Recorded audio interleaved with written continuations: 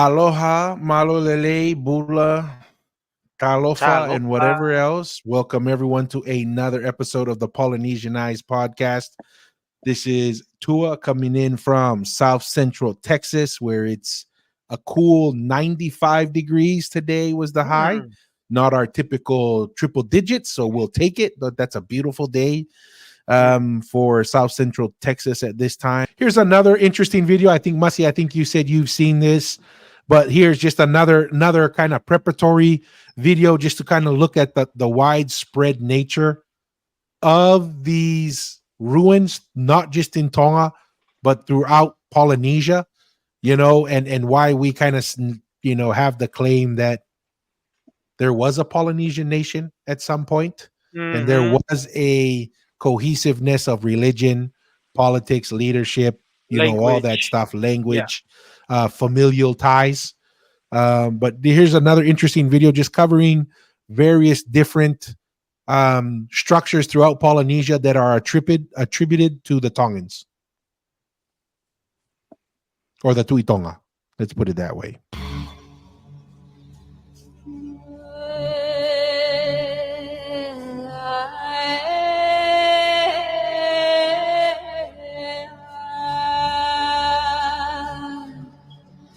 That's about it.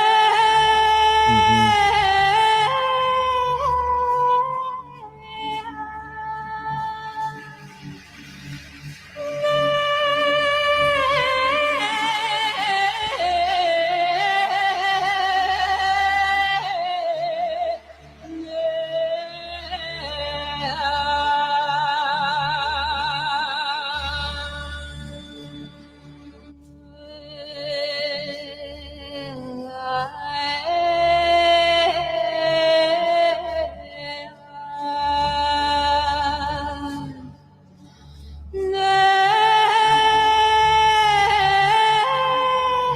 Mm.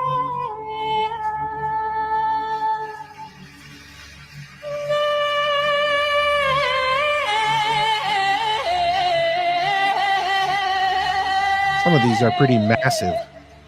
Yeah, the Uvea one, it looks pretty massive.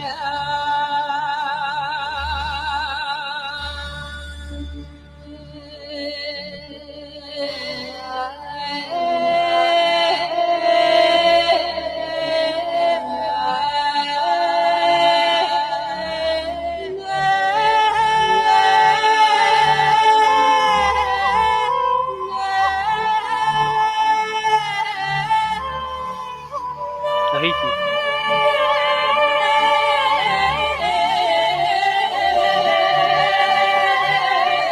Hey, Rotuma.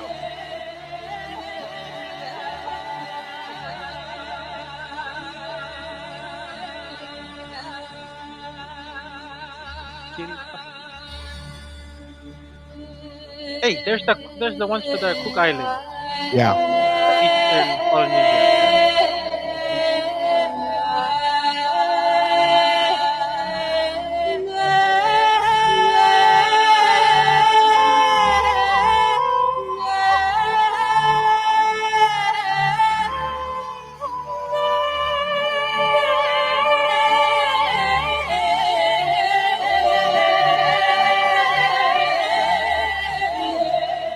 Or the Nukuleka one. Mm.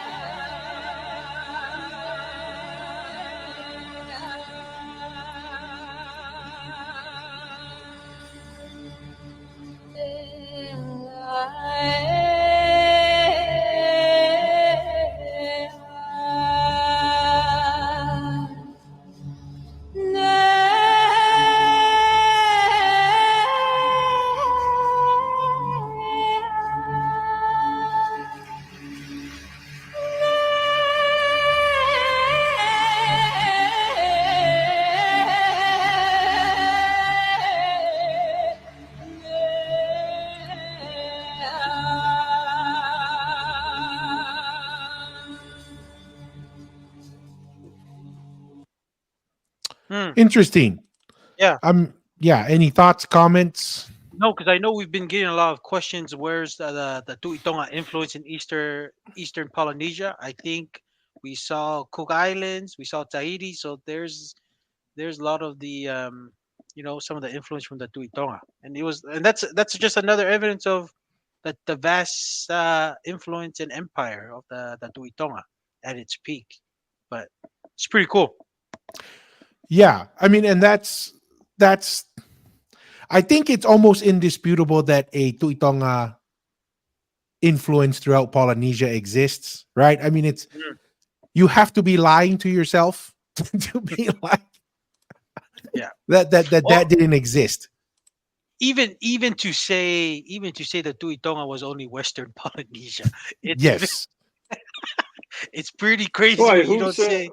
Who said No, Tuitonga there's was been a lot of only? comments, a lot of Yeah. comments that there was no the Tuitonga empire influence never came to Eastern Polynesia, or even up to Hawaii. But it was like there's no doubt that the Tuitonga had a vast influence. Even and I was surprised with the Kiribati, the Micronesia, and was it Kiribati and what's the other one? Is there another one? They show There was Micronesia or something. Fiji. I don't know if there's another Micronesia one, but the Kiribati one was there. Yeah. But that was interesting. So, hey, pretty remarkable, and it reminds me of that saying Danny used when he did his presentation. When you have the Tuitonga line that goes on and on, they call it the fu because the fu tutu, and then nafu when you use that thing, and then the seedlings from the main tree. They're trying to say they have the truth. They have the truth because Tuitonga goes for so long, goes so long. Everyone thinks they have the truth, but the big tree is just laughing because Yeah. they don't know. But that's just the Tuitonga in itself, just saying how long, and then going all these islands that obviously everyone knew of the Tuitonga's reign. So no, it's pretty crazy. It's pretty crazy what our ancestors did and how long the longevity that it lasted for. Yep. 100%. Any thoughts, Lee? No, I don't know. Interesting to hear that some people would like dispute that, but Well,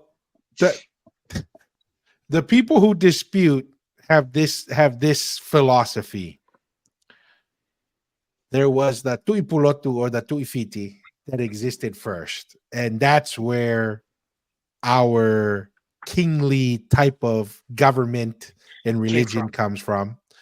Then after that, the Transferred. Tuimanua Empire started, and then the Tuimanua Empire after that was the Tuitonga Empire. And Mm. so the idea of Tonga coming up as an empire, it only stayed to the west because only the Tuimanua expanded throughout all Polynesia. That's the thinking there.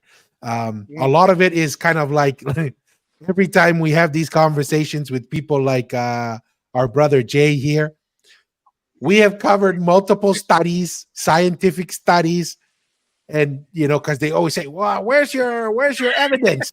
We go through scientific studies, we talk about oral history all over the place, and then whenever we ask someone like our brother Jay here, what's your evidence? Oh, my grandpa's uncle's sister's dog said that when it barked in the middle of the night, that's because, and there's actually some funny stories in the study that we'll talk about that. That's the Tuimanua's evidence. And it's funny because we already went through a video, right, where they've dated the Tuimanua to only be 500 years old, yeah. right? Like that's, I mean, and then the guy even says, the oral history on Manua is the Tuimanua. So we're talking, let's say 1500s. The Tuimanua ruled all of Polynesia, including Tonga. And the guy goes, but we have to admit that even the Tongans say that didn't happen, right? And if we go back in time 500 years, all the scientific evidence says that was basically at the height of the Tuitonga. That's when all the major ruins were being built, and that's where all the data says the Tuitonga Empire was at its highest. And that's when they say that Tuimanua was ruling all of Polynesia. So it doesn't make sense. It's kind of like, I don't know if I want to laugh or feel sorry, but it's kind of interesting. Yeah. right? Yeah. Actually, let's Yeah. I told this social media person we would show their our Yeah. conversation. Here's a prime example. I'm going to bring up this conversation. And we've always invited people like Jay who believe the Tui Manua to kind of explain, but they haven't taken the opportunity to at least submit Join us. We'd love to have you. something with substance to actually just give a hope that it was some form of empire, that it did was a governing structure in Manua that was kind of ruling all of Polynesia. So Mm. yeah, But I there's don't know. You know, it's kind of. I don't know if even the word empire is a correct way to look at I it. agree. That's just a term to yeah. Koinofo, it was family. It wasn't it wasn't like, remember all these islands, there was no one there. Empire is like you go into a place and there's people there, and then you conquer those people and you subject them to your rule. So like saying that when the explorers went to Tahiti, there was no one there. And it wasn't Tahitian explorers that went there. It was people that went to Tahiti and then made Tahiti. So I think empire. I don't know. I don't know if I think using the word empire is a correct way to say it. Yeah, I agree. That's the inclusion just of the Lao group. Yeah. That would be an accurate terminology for empire, right? Because when those guys showed up to all those islands, there were already people that lived there that had their own language, had their own culture and stuff and everything, and then they took them over. That's what an empire is. The origins of Tangaloa and the Tuitonga and stuff and everything isn't a story about conquered peoples. It was the story of the same family, same bloodline of discovery and occupation and peopling of the islands. yeah. No, and we don't disagree with that, Lee, but the that's the easiest way to explain it. But there is also potential that some of these islands were inhabited, and this is primarily driven by genetic ties, right? I mean, they're showing that unless we can prove that the Tangaloa line went as far back as 3000 BC, they're identifying civilization or people living there, and they say these quote unquote people come from Southeast Asia, right? That's their genetic tie to it. I mean, we're relatively comfortable saying Tuitonga probably, as far back as we can see right now, maybe 400, 500 BC. Tangaloa before that for who knows how long, right? Yeah, but I mean, you can't. There's just there's too much stuff surrounding kava ceremonies, or where people. Yeah, I mean you can say that, but I mean you can say. I don't know how to explain it. If you trace kingly bloodlines, chiefly bloodlines, there's a source of where they come from. No, I agree.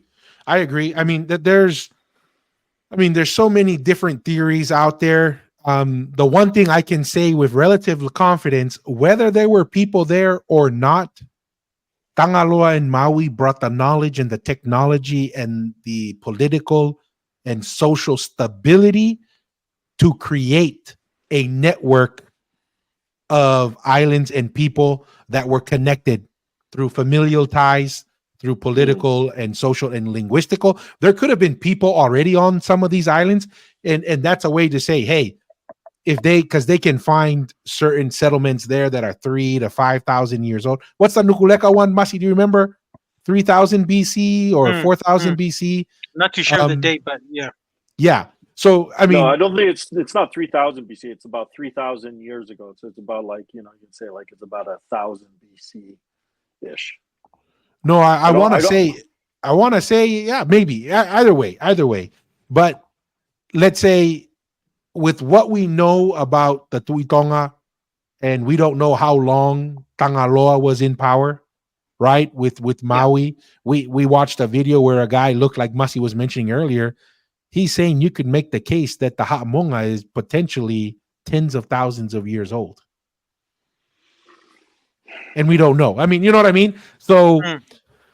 if that's the case, then 100% it all is just familial because we take the position that Tangaloa had Aho'eitu, he became the heir, right? And then there's also Yeah. seems to be oral history that there was a militaristic reign, especially with Kaulfo Nuafekai. That's where a lot of these structures that they're showing, a lot of them seem to be around the time of Kaulfo Nuafekai, where he, after his father's assassinated, he seems to say, hey, we're going to reinforce the Tuitonga's control with military enforcement. Well, Because I think it's more reestablished because I think by that time they had essentially been given independence. So maybe Kaulufo Nuafekai's situation is more compatible with the term empire because he kind of It does. reestablishes control of those islands after they were essentially given independence. Well, no, and that's the thing. A lot of those buildings were during that Kaulufo Nuafekai's times, the Time. forts, Yeah. the Yeah. Puemere and stuff. But no, it's interesting Well, because and go ahead, Masi. no, I was gonna say because Polynesians is different. Like, empire is probably the closest thing because even the only reason you say empire because a lot of the activities of paying tributes extending outside of just the Tongan archipelago area was in Tongatapu. So obviously when it stretched up to Hawaii and maybe even up to the furthest islands in Polynesia, then it became more of like doing it within your island, but still paying tributes to Well, and that's the a thing. higher, because that's how it is when you are in an empire. There's the top class. You're in a social hierarchy, anyways. And there's certain islands that, in order to elevate, a lot of them would send because there's still stories sending their daughters or their most high rank of the island to come and elevate that island status to have a child with a Tuitonga or with a Tangaloa,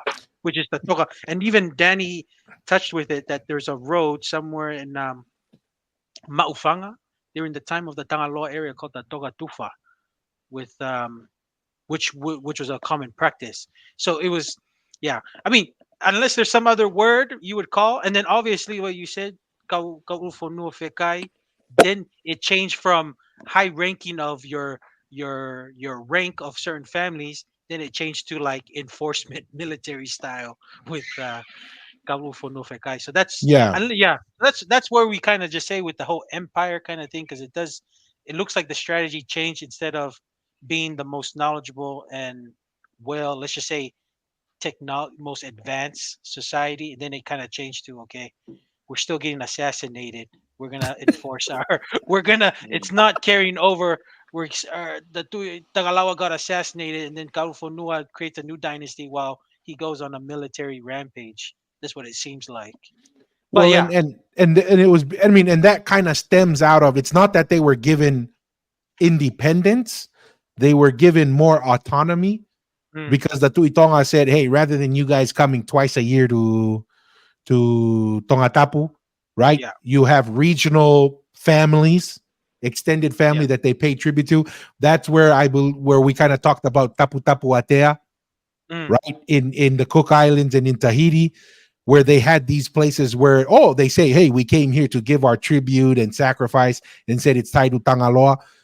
That autonomy obviously led to more people being more ambitious, right? And then leading to obviously the assassinations. And then once you have that looseness, seems like Kaulufo Nua said, okay, it's time to tighten the grip a little bit. And then it kind of led to that. But so I'm having this conversation, got this message, got tagged on this slide here. Like this is certain people um The migration. It seems the like a migration migration. would say, yeah, because Samoa being the heart or the cradle of Polynesia, a lot of that is taken from interpretations of the term Samoa, Sa being like some kind of sacred and Moa Yeah. being the center, and we're like, well, you guys are They're trying to Ha'amoa. create. Yeah, Yeah, they're trying creating to their own create language. something. Create their Yeah. own language. That's not the right interpretation. See, and here's the thing, it says here the Western, Eastern Polynesia all refer to Savaii, Manua, and also Vava'u as places of origin. Such traditions do not agree with the models of immigration and settlement proposed by archaeologists in linguistics. But this is kind of the Samoan position right here, that Polynesian culture originated from Ha'amoa and primarily through the Tu'imanua. And that is the claim of the Tu'imanua Empire that has the spread and the creation of the Polynesian nation, so to speak. And then the Tu'itonga rises up and takes over that. But that's kind of like the overall position that they take. What I am going to do before we go to this is I'm going to, because it only takes a quick minute, but let me see here. I believe it's 35. Yeah, see that migration of people. See, and that's the thing. I don't disagree with that thing. I'm sure a lot of the people within that's the Samoan archipelago could be people who just moved to different islands and stuff.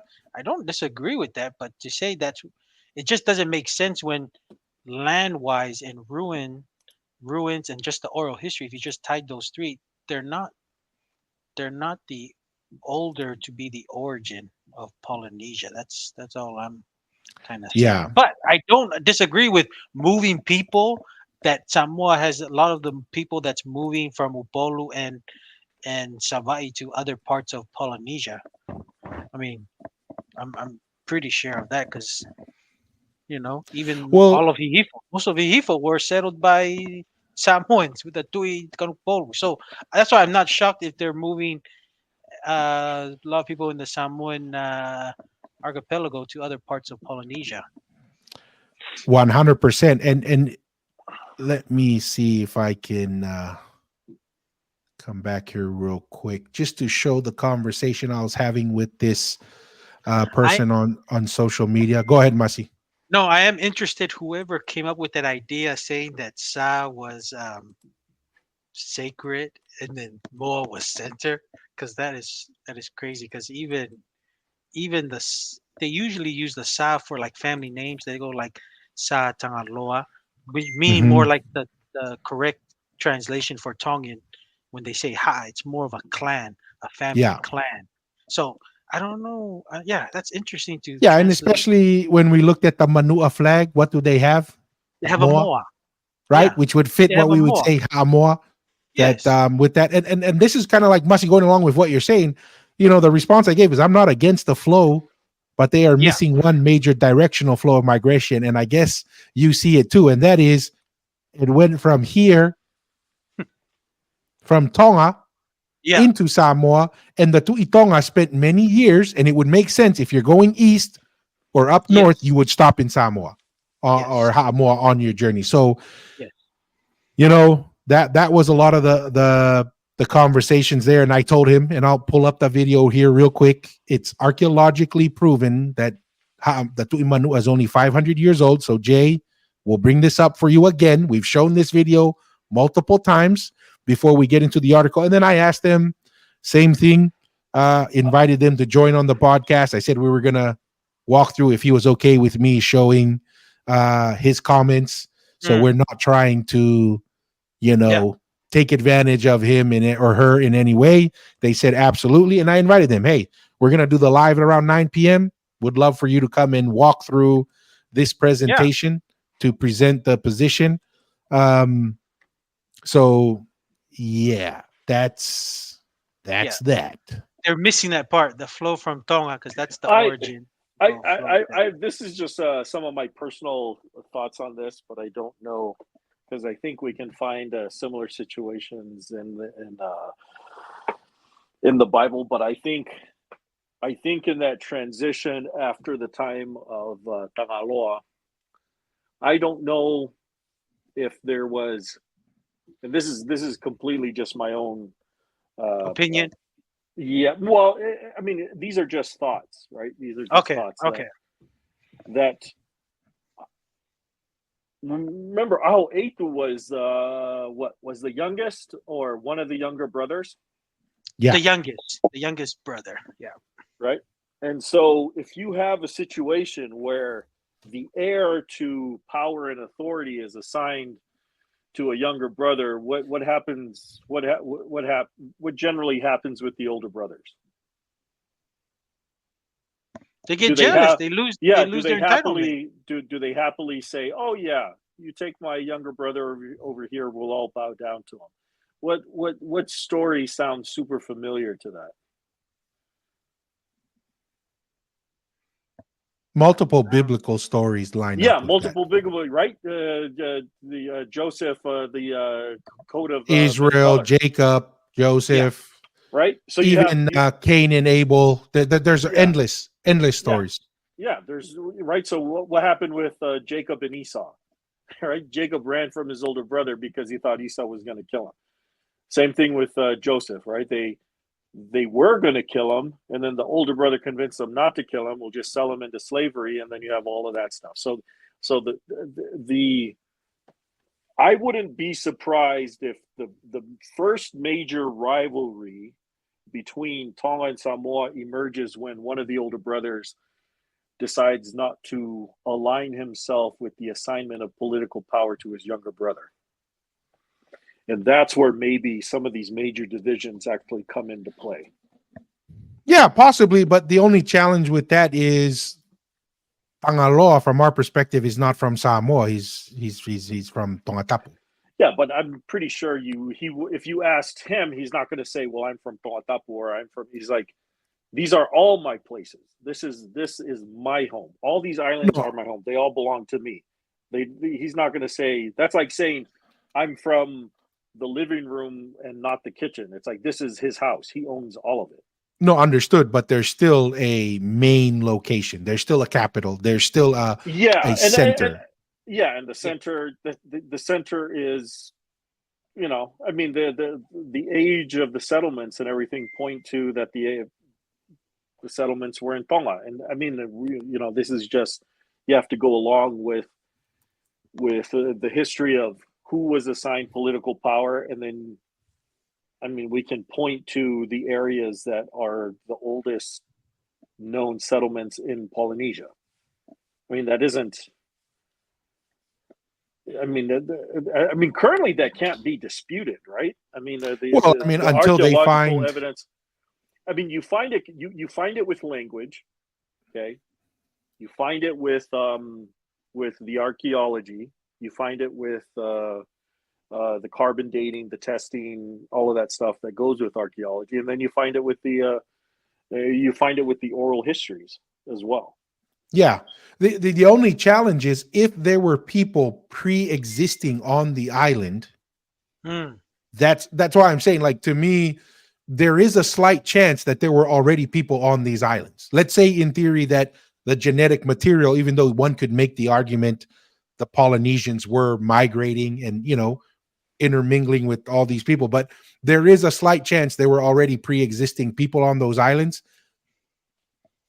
The idea of the Polynesian nation, or the civilization of Polynesia, quote unquote, has a start somewhere. And that's where we say, did it start with the first people on the island? Possibly. Could there have already been people on the island, but they did not have the technology, the understanding to establish a network of islands? Yeah, that's another possibility as well. I mean, there is some evidence for something like that, like in the Hawaiian Islands, where you have the Menehune, and I think there's like the word Menehune in Tahitian that's kind of means slave, and these were kind of like small people that kind of lived up in the mountains. Yeah. and stuff and New everything. The Doha night marchers. used to have those names too Who? before it went to New Doha. Its original name Yeah. was Ha'amine Uri. And Queen Salote out of courtesy. And Queen Salote was way ahead in being politically correct and changed the name. She Yeah. was ahead of her time, being nice, especially in So that era when it's okay to be mean so and real quick, slap somebody. I do want to get this video. This will be kind of like the background before we get into the article for our brother Jay here, and so he can get a clear understanding. This is archaeological research that was done at the Tu'imanua residence where the first Tu'imanua lived, not only by this brother here from Florida, who's the lead investigator for this archaeological effort, but they were multiple Samoan academics from Samoa National University. This guy's an accredited archaeologist, so this is not too, pita and polo with a shovel, digging around the Tu'imanua location. But Jay, listen up. This is going to be very educational for you, and we'll use this as the backdrop in getting to the PDF article that we're going to take a look at. Hello, I'm Joe Plank, and I want to introduce my fellow, or the co-authors of this paper. Number one, Sieuli Temese. She's the former head of the Samoan Languages Department at the National University of Samoa, Center for Samoan Studies. I also want to, the second or the third author is Epifania, or Epi Suafua Tuai. She was the senior lecturer of archaeology and cultural heritage at the National University. She's now the director of archaeology for both the American Samoa Port Authority and also the American Samoa and Federal Aviation Administration in American Samoa and Pago Pago. Also, the fourth co-author is Mohammed Harun Sahib. He's a lecturer in archaeology and cultural heritage at the National University of Samoa, Center for Samoan Studies. The focus of our... See, this is the kind of stuff that is just absolutely hilarious. So this gentleman is expressing two Samoan ladies who are academics at the Samoa National University. This third gentleman who doesn't look Samoan, maybe he is, maybe looks like more like an Indian Fijian, but he's also academic at the Samoa National University. These women are also tied to the National Historical Society in Samoa. And this is what Jay says. Masi, maybe you can give Jay the context as to why the Palangi guy was voted to do the presentation. The reason why the Palangi is put because they found the evidence that it was only 500 years old, and they found out that there was no such thing, that the Tu'imanua cannot be an empire because it didn't go outside the Manua Islands. So then, of course, if it was a big study and some breaking news, I'm pretty sure one of our Samoan ladies would have the honor to be the front facing this, but because not, they have this guy to do it and just explain their results. So they're all working together. They're all working together, Jay. We're just trying to find out our Polynesian history and the truth, Yahweh. All right. So don't worry, Jay. We're going to get the answer from the Palangi guy who was sent as the messenger because people know, hey, we are not going to beat up the Palangi guy. He's just telling us what they found at this site. Paper is ritual and prestige in the support of the dynasty of the Tu'imanua. And what's incredible about this dynasty is it covered 3 small islands, but this dynasty began sometime in the 14th, 15th century AD and continued to the early 20th century, a period of over 400 years. Okay, Jay. 400. I know it can be difficult to hear. So pay attention. Okay. Number one, he said this great dynasty over 3 islands. Hmm. 3 islands. Okay. Then the next part, he says the earliest 1300. Okay. Earliest. And it lasted 400 years. No, and just to, we had some of our viewers also come up that it could have been a possibility too, that one of the Tuitongas did marry somebody from the Manua Islands, and they had the Tuitonga title along with the Tui Manua title that coincide with it. But obviously, when you have the Tuitonga title, one title, just like with the current monarchy, when somebody has the Tungi title or somebody else, then they become the Tupo. They kind of relinquish that title and kind of take off the other superior title. So it could have been something like that, and maybe that's where Manua gets its prestige. That whoever became the Tuitonga maybe had the Tui Manua title before. So hey, just one of our viewers that it makes sense. See, those are the questions that we like because it makes sense because it match up with the timeline. So, but yeah. You have a comment, Lee? No, I'm just saying, a lot of this stuff, it's very similar to, the French and English royal families, because they were always fighting each other because they intermarried so much that the French kings could lay claim to The land French in crown. England, and they had legitimate claim. It's just like King Richard III. The one from Robin Hood. Mm-hmm. He was mostly French. He spoke French. That was his first language, was French. Richard the Lionheart. Richard the Lionheart. His first language was French, and that he had just as much claim to the French throne as he did to the English throne. So you have these guys because we know historically that for a long time the Tuitonga lived longer in Samoa for multiple generations, marrying multiple Samoan women, right? Like if you asked him, "Oh, which one's your country?" He goes, he's going to say, "This is all my country. This is all my people." No, 100% agreed. 100% agreed. The only challenge is the Tuitonga has had consistent father to son for thousands of years. And I agree 100%. All the same people, all one nation, all the same ruling families. But when you say that the Tui Manua is the origin of Polynesia, and that is where the Polynesian but that's just civilization started. The guy just pointed that out. That Yeah. And the thing is like the archaeological evidence just comes up to support a lot of the oral history that we already know to be the case. No, 100% correct. I mean, and this is the studies we've gone through for Tongatapu and the Tuitonga. Every study, and that's one of the things we'll cover, a lot of the, quote unquote, when we ask the Tui Manua position, what's the evidence for the Tui Manua? They say, they haven't done studies in Manua. There's, it's so sacred, they won't allow anyone.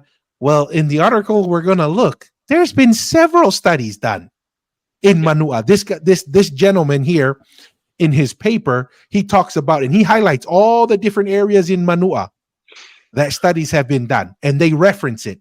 So not only is this position that he just expressed here based off of the carbon dating that they did, but it's also with the previous surveys that were done, confirms that. Now, when you go to Tongatapu and you go to the Tuitonga, we have looked at multiple studies that say the Tuitonga timeline is older. Like they're saying for the Paepae Telea, which oral history says was built by Telea, they say that the data that they're finding makes the Paepae Telea 200 years older and predates Telea. So that's one way to look at it. Or the other way to look at it is Telea is 200 years older.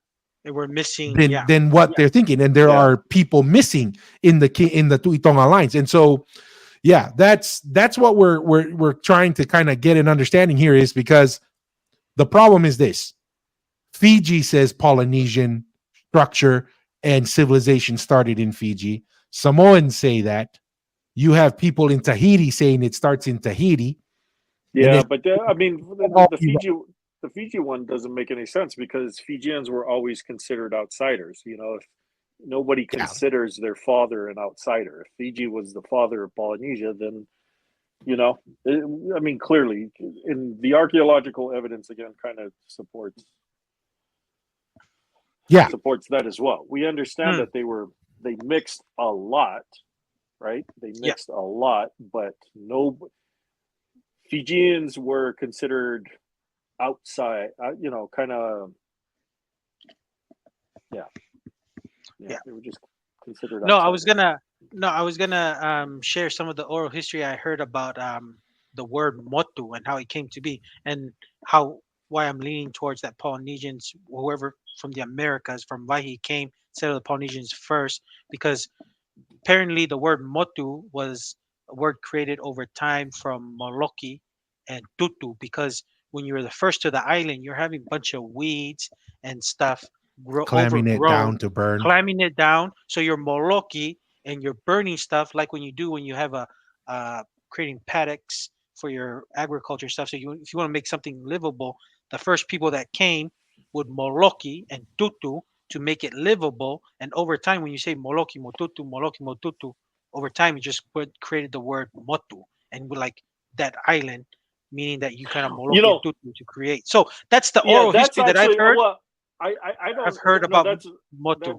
that's an interesting one because, but what you know, like the graffiti that Polynesians would make on the stones of the places they would go. Mhm. One of the things they would do with taiki for iwai. You know, if you look at the Hawaiian glyphs, even the glyphs of in Ha'apai, the ones that look very similar to the glyphs in the Hawaiian Islands, but a foot is a very common one, and I think it's, you know, before hey woshi, you know, woshi you know, gosh moloki ha fem. So I think there's a lot. I think there might be a lot of truth to what you say, Masi, and the foot as a graffiti mark on stone in different Polynesian islands is someone saying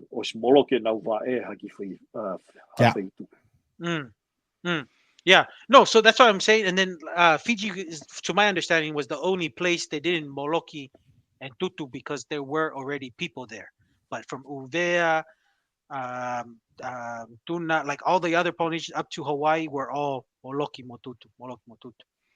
No, motu. So that's my understanding, and that's the oral history. I don't, there's no scientific or anything. That's just pure oral but that's history it. that I've heard. And that's why I say maybe empire isn't the best word to use, because, like, when they got there, or Smahino, it's pretty much one people. You go out, you venture out, you discover a new island, you come and report and say, hey, and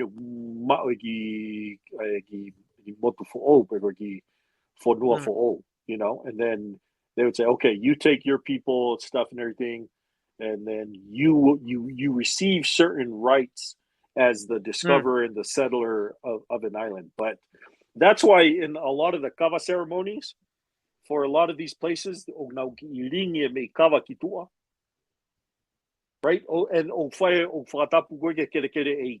That's why you hear the whakatapu kere eiki, because why? Because kere belongs to the tui.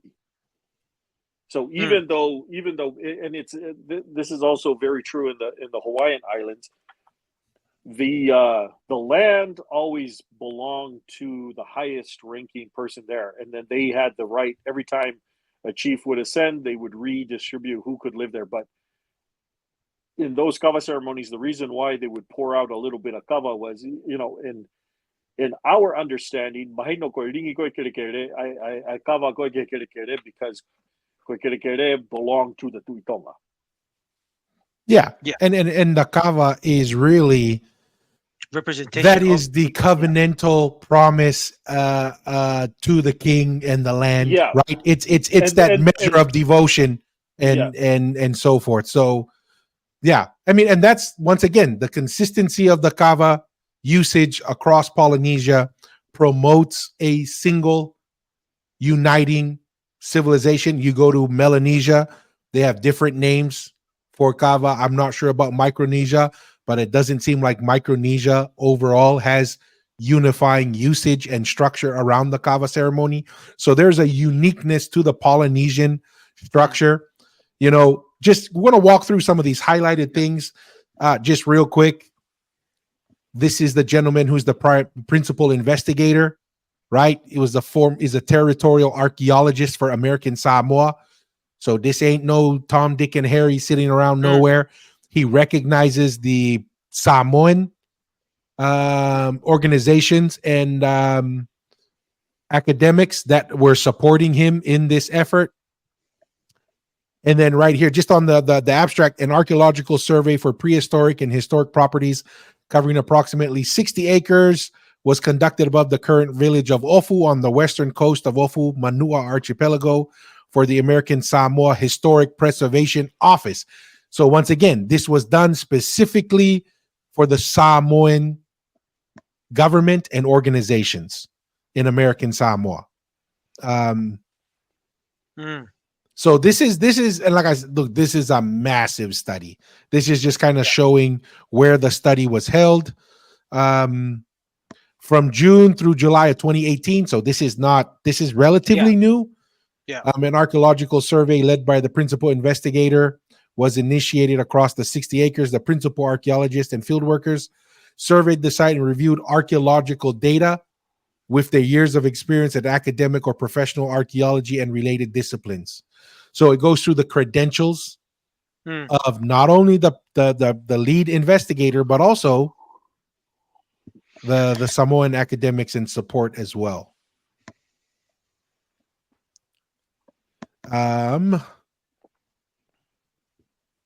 This is the thing that I find interesting. I guess, Masi, the term for ghost is Aitu. Yeah. That's what they're saying here. They're saying that land names relate to epic struggle between the ancient chief Mao and a fearsome ghost, or Aitu. How come that sounds? I mean, I just highlighted that because I was like, that sounds like Aitu. Well, that yeah, it's also the term for like devil. I've heard. Yeah. But then also remember, like a lot of it may not have originally been devil, but then once Christianity came, a lot of the terminology for spirits and stuff and everything, you know, came to become devil, but it used to just mean spirit. Yeah, I mean, and just here real quick, 207 historic features and structures. So this is pretty significant. I was skimming through this just to kind of highlight, because this is a very extensive. Yeah. Here's where I highlighted here, because a lot of the feedback, I was like, guys, you guys keep bringing up the Tuimanua. Like, why is there no archaeological evidence? These are some of the archaeological work that's been done in Manua in different areas that's highlighted here by other academics. So the position of, we don't have any archaeological evidence for the Tuimanua because they haven't done it because the land's so sacred that they won't allow anyone. That doesn't hold water either. This is multiple areas that have been studied. And this one is at the most prominent location for the Tuimanua. So they were talking, here's some interesting things, not necessarily tied, but I thought it was interesting that there were certain tapu or prohibitions. They couldn't work between 12 and 1 p.m. And they had to stop all work by like 6 or 4 p.m. because of the ghosts and the spirits that would get upset. Here's an interesting one. Despite that Western archaeologists were told not to stay overnight in the areas above the village, archaeologists led by Jimmy traveled and slept at Aofa. At night, outside the fires of their camp, a large black figure appeared. Without a face or body, archaeologists believe the spirit was the Aitu. After the encounter with the Aitu, the archaeologists discontinued the survey and returned to Tutuila. So, I mean, it's pretty legit, man. Like, it's all superstition until it happens to you. right? So I thought that was kind of interesting. Even the archaeologists, assuming this story is true, right? Yeah. Once again, but I thought that was pretty funny. I just That is highlighted that funny. because it was That is hilarious. funny. Yeah, that is When funny. we say don't bother Tatevolo, don't bother the Tevolo.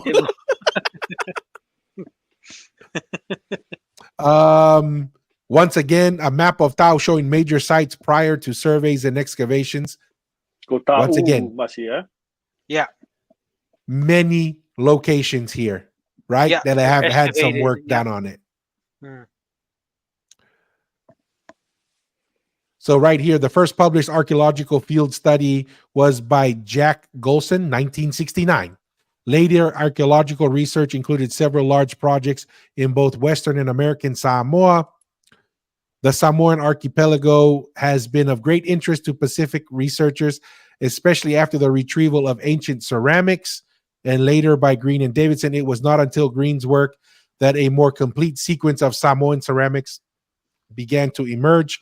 Green proposed a ceramic sequence for Upolu that was quickly embraced by oceanic archaeologists and now stands as the conventional cultural reconstruction for the entire archipelago. So once again, there's been extensive archaeological work done in Samoa, in Samoa. So once again, this idea that there hasn't been any You know- archaeological work done is not holding water. But Hmm. I mean, is it possible? Is it possible that both positions are correct? As in, As in, well, if you go back to, well, I mean, it's hard to contradict.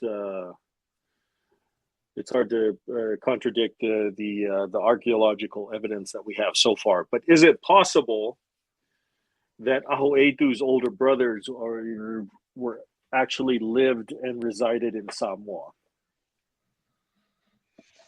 possible. I mean, but it depends on how you interpret that. A lot, you could say the same thing about a lot of the Tuitongas.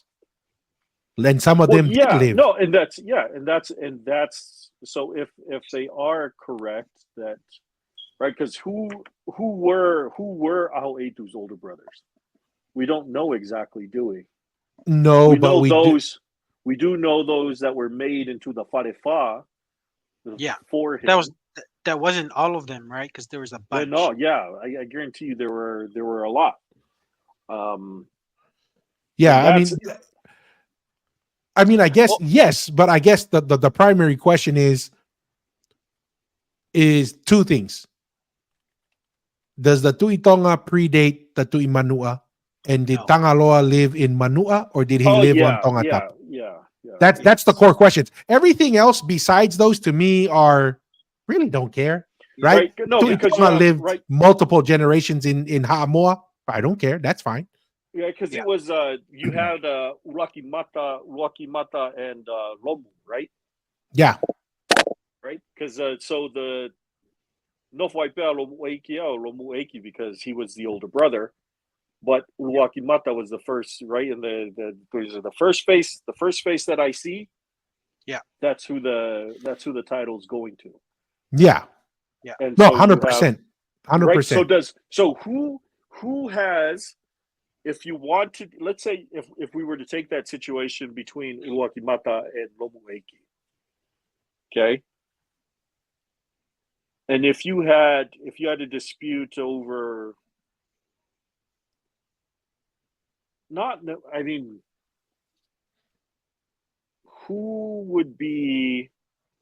who has greater legitimacy to claim not the political power which passed to the younger brother, but who has a greater ability to claim the history of, or the heritage of the family between those two? Oh, they both have the same claim. Okay, But the reality is this. Why is it there wasn't a civil war?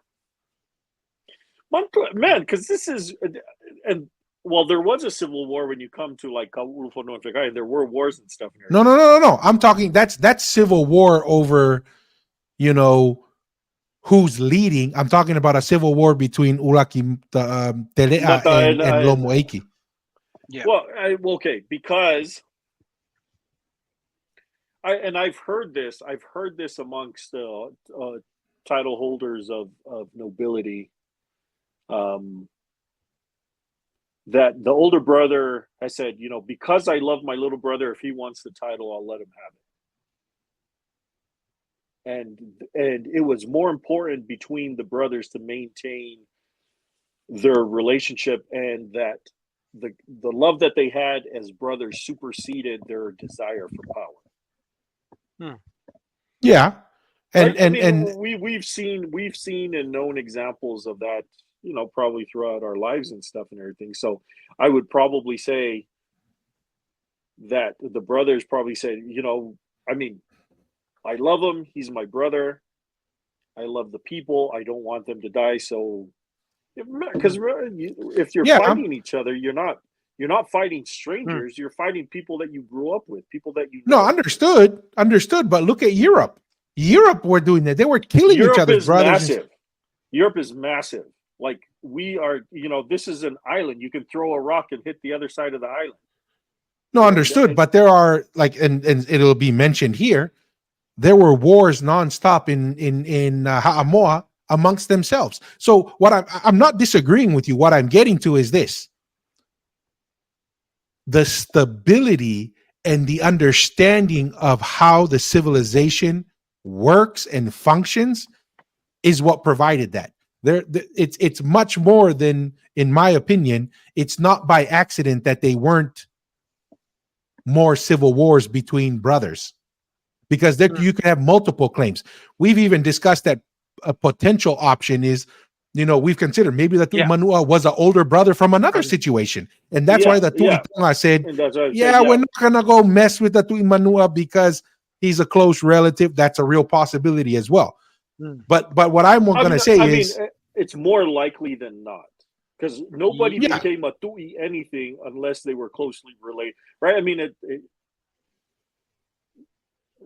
right? It's like, I mean, you go back to World War One. World War One was a war between a bunch of first cousins. These are all the grandchildren of Queen Victoria, right? The Tui Manua isn't the Tui Manua unless he is closely related to the Tui Tonga. yeah, 100%. This idea, that's what I'm saying. There are certain ideas about the Tui Manua that makes absolutely zero sense.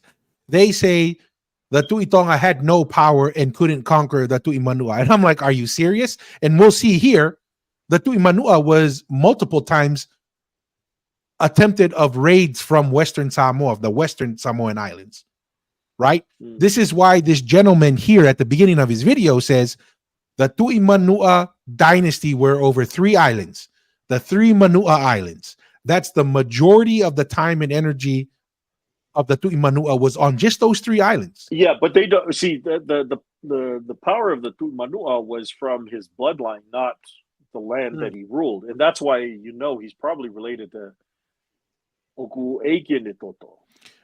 Understood. But see, this is what happens is you take certain oral histories from Ha'amoa that says it's because the Tui Tonga came from the Tui Manua. Yeah. That the Tui Manua is older and greater than the Tui Tonga. Then all of a sudden, I agree with you, but that's the interpretation that Ha'amoa is. And what makes it even worse, academia is grabbing onto this and endorsing it 1,000%. Academia is now saying that's not. Wait, what's academia? I mean, we're looking at a paper right now that just verifies that it isn't very old. no, that's the thing. But if you notice here, look right here. The initial theme of the transition of spirits to human form, the subsequent theme of the importance of Manua as a fulcrum of religious and political power for the Samoan archipelago and all of Polynesia.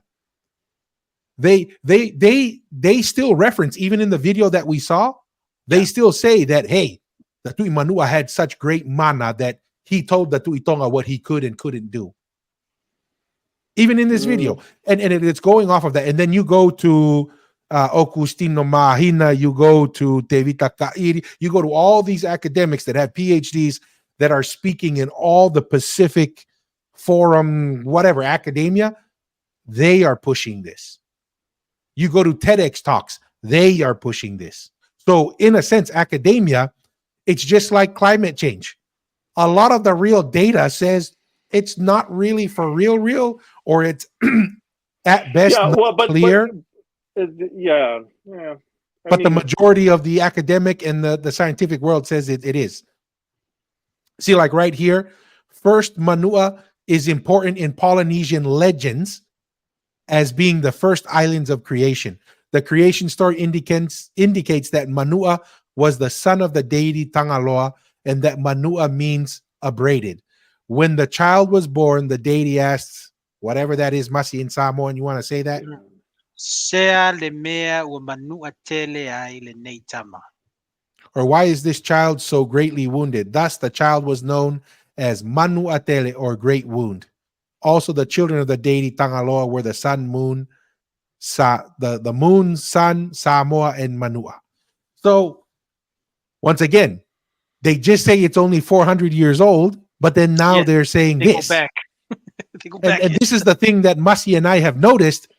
When they just stay on the scientific data, very useful. sense. When they mix the scientific data with this, it makes zero sense. It's like a bunch of jumbled nonsense when they try to do yeah. that. No, and they and that's when they just gather No. certain history that state that, and they just take it when they know what No, they're but finding that's doesn't date that- that far. So it doesn't make No, but sense. that's- But they that's- put it all. They put But it on that's what the I'm paper. saying. That's what I'm saying is that as potentially, like, let's say a situation as going back to what Mata's situation is that, right? He, as the older brother, right? He's laying claim to this history. The what?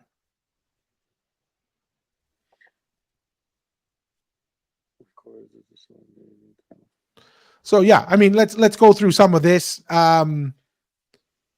With the development of the dynasty of the Tu'imanua, aka Tu'imanao, whatever those are, the premier chiefly title that existed in Manua, and see, this is the funny thing, and at times throughout all Samoa. The Tu'imanua couldn't even have consistent rule over all the Ha'amoa Islands, right? And so, how are you going to say you can't have consistent rule over multiple generations over the Samoan Islands, but you had the whole Polynesian nation? Right? These are the things that just don't seem to make sense. The title roughly translates as King of Manua, except that king brings a European viewpoint to the Polynesian context. A more apt translation of Tu'i is premier chief. I would say Tu'i is more king than it is premier chief, because there is a big difference between a chief or a noble than having the Tu'i title. Yeah.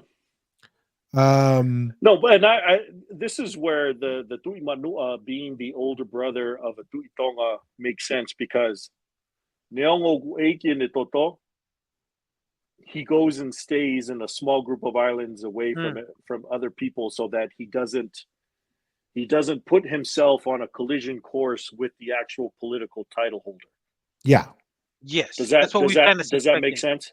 No, we Yeah. 100% agree. I mean, there's multiple ways to explain why the Tu'itonga respected or try to stay out of the way, and the Tu'imanua stayed out of the way of the Tu'itonga. He was revered because Oku Eiki ni Toto, but he told him, you are not going to stay on Savai'i. You are not going to stay on Upolu, because if you do, you have the potential of wielding enough power to become a problem for me.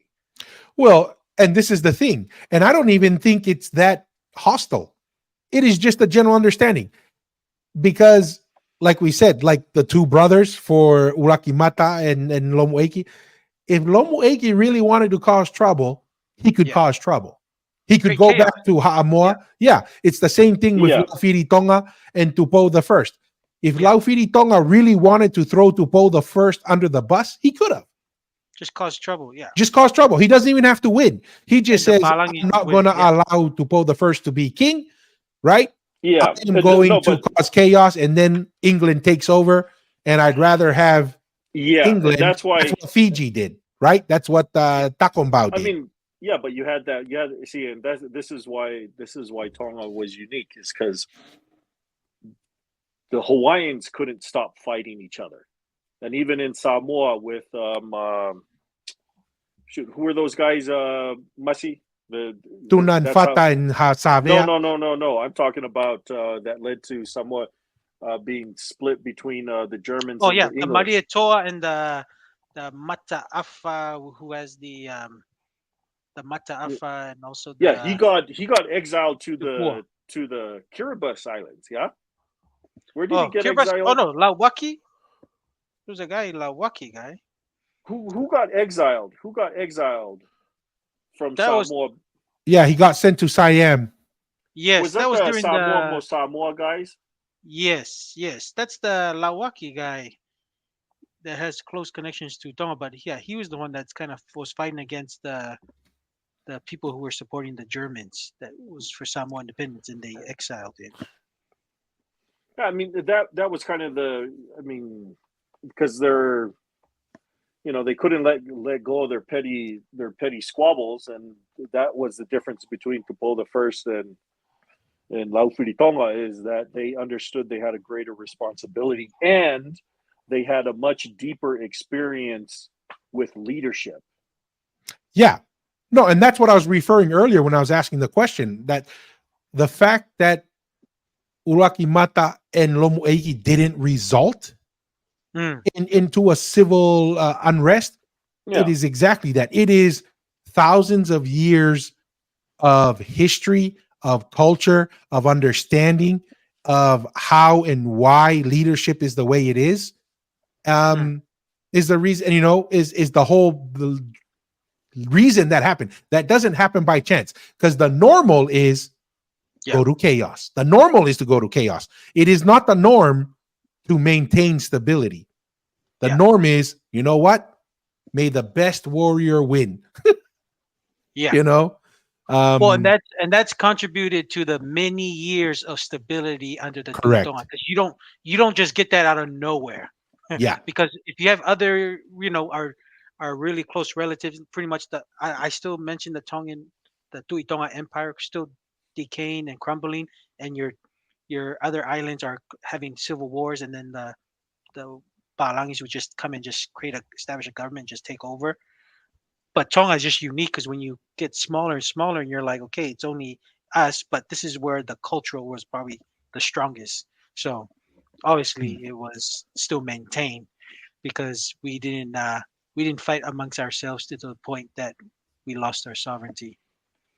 Not 100%. So here, we'll kind of go here. I've never heard this part. And this is the thing, the problem with only having oral history. There are so many oral history versions and types. Like right here, this academic records that the Samoan deity Tangaloa gave the title of Tu'i Manua to a boy from the village of Fitiuta named Ngalea'i, who became the first king of a dynasty. Have you heard that before, Masi? I've heard the Ngalea'i being a well-known name, but I've never heard, I said, even the word king in Samoan is a very modern term. Like I said, they say tupu now, but that's such a modern Samoan term for version of it. Yes, it's like doesn't match up. Yeah, and see here, this is the thing. The oral. This is why it's kind of funny to hear the Hamoas say, oral history confirms this, dude. The oral history is so contradicting so many times. Like listen to here. The Tongans built a raised wall after a large fleet of their canoes had visited the Tu'i Manua at Fitiuta, who had so much mana that he had to have a special road. So that's one version, right? The Tu'i Manua had so much power, he told the Tongans to build him a road. Then it says right here, I swear, if this screen goes off on me one more time, I'm just going to get me a new monitor here.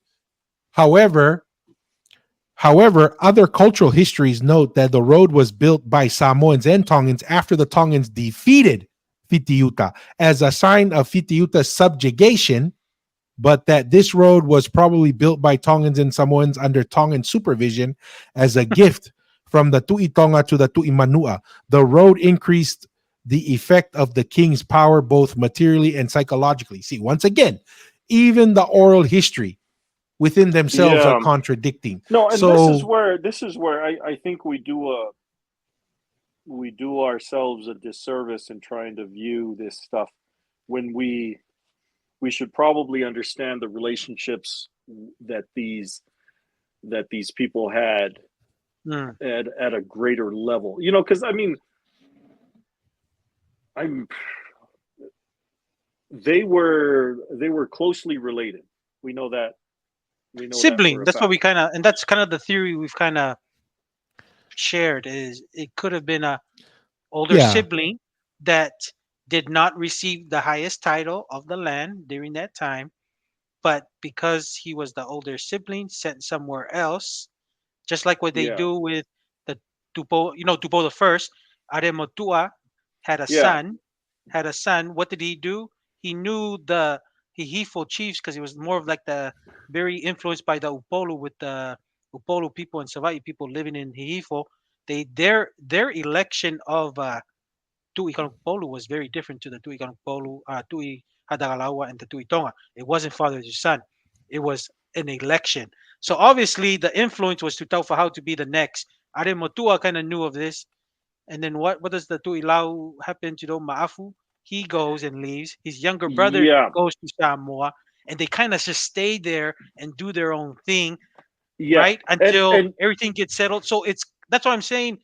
It's probably close to what happened here. That yeah, this Tui and there's a Manua- reason why. And Maafu leaving Tonga is so that so that they can maintain peace and tranquility. Correct. Because Maafu had a legitimate claim too. Yeah. But he's like, I'm not gonna stay here and be a problem.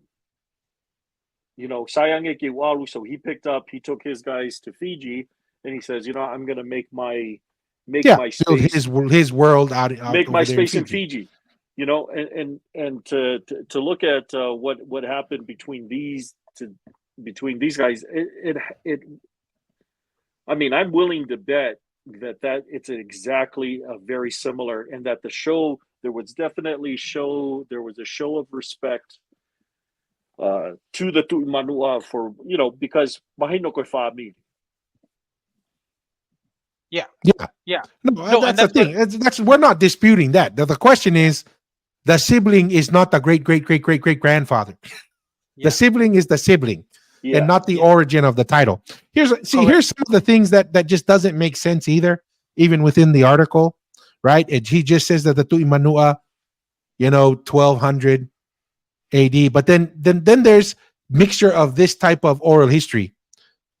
Sunya and Uta provide a hypothesis where Manua once ruled all the Samoan archipelago, but only briefly. Once again, only briefly during the rule of the Tu'imanua Fitiaumua around 300 AD.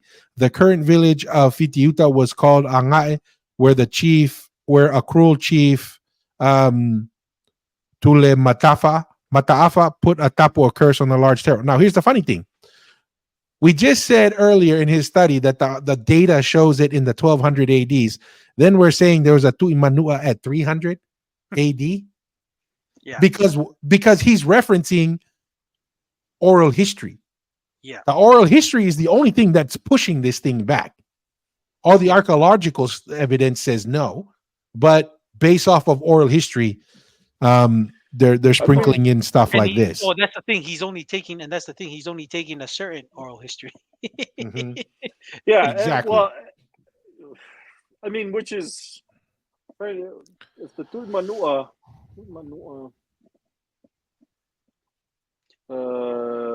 300. Wait, did he give the date of 300 AD? AD. Yeah. Yeah. That's thousands of years before 1200. Yeah, that's older than Hundreds Devita of years. Fale's first Tuitonga. No, that's Map. 1,000 450? years. That's 1,000 years if 1300. Mm. And then here's another thing.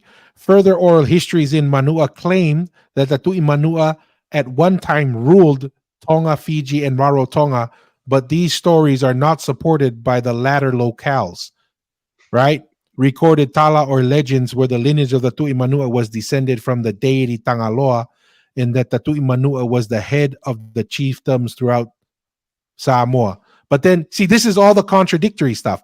They just said only one Tu'i Manua for a short period of time ruled all the Ha'amoa Islands. And then here it says the Tu'i Manua was head and the chiefdoms of throughout all of Samoa.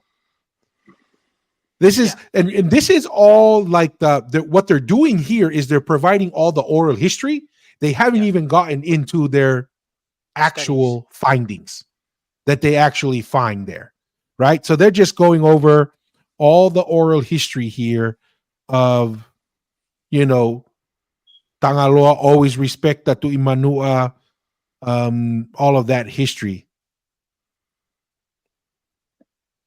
See, like right here, Samoan oral history notes that the exception of Manua and Aunu'u Tongan warriors invaded and ruled the Samoan Islands, including Tutuila, between 1200 and 1400 AD, around the same time that they said that the Tu'i Manua starts.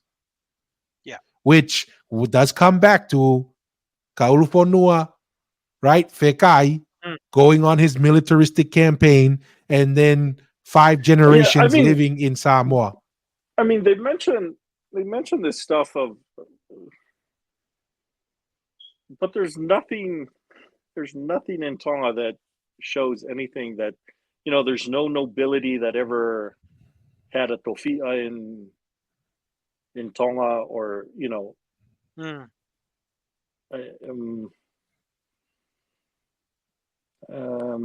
mean, it's just an interesting speculation on this stuff. Like, do they say like where they live? You know what I mean? Like, we can point to where the Tu'i Tonga had residences in Samoa, right? Yeah. And everybody understands and accepts that. We have the history of the wars that were fought. You know, right? Everybody understands. There is no story of any Samoan noble ever having a residence in Tonga or having fought a war in Tonga. Nothing. Yeah. No, 100%. So I don't understand. We have history and records of Tongan chiefs, nobility, wars fought not only in Tonga, in many places throughout the Pacific.